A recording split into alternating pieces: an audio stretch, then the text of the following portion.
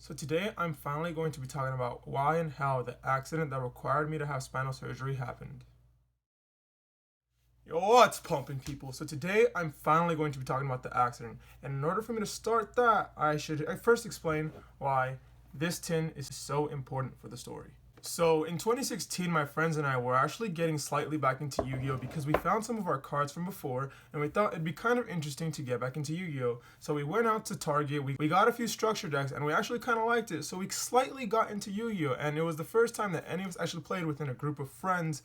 At least for me, because I had never really played Yu-Gi-Oh with anyone, it was mainly just a collective thing. Like, I just like to collect the cards, and I'd like to play, but I usually never played with anyone. We were actually going to this really cool card shop called Frankincense Collectible Show. It just has a bunch of collectibles, as the name implies, but Friday, September 2nd, my friend asked me if I wanted to go to Frankincense with them and I actually wanted to because I was looking forward to buying some of these because these have a lot of value and some of these cards now sell for a lot. I was also looking forward to buying a bunch of posters because I have been needing posters to finish setting up my room because as you can see, the walls of my room are pretty dull. The issue was that my brother had just asked me if I wanted to go quad riding with my uncles in Gorman Valley.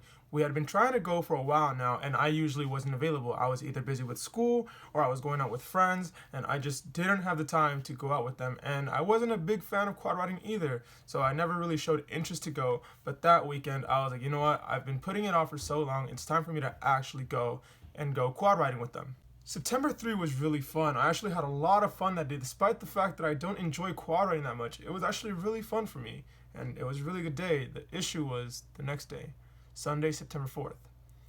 Early in the morning, we woke up and we're gonna go out for our first ride. I was going to be one of the people that went on the first ride, and I was getting a little bit anxious and I wanted to go out riding already.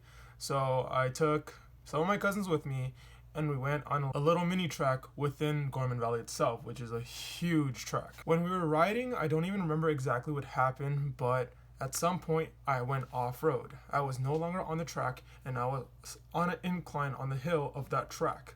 And I was trying to get back on the track. I dodged several rocks and I was very close to hitting multiple, but luckily and surprisingly, I hit none of the rocks. I swerved all of them. And then suddenly, when I was about to get back on the track, as I was coming back in, there was a haystack. I hit that haystack dead on, and I went flying up into the air about 10 feet, landed on my back, rolled 3 times, and had the ATV coming right at me. I felt like I was in control, tried to push the AT away from me, and pushed myself away from it, but instead, I continued to roll. I wasn't in control at all.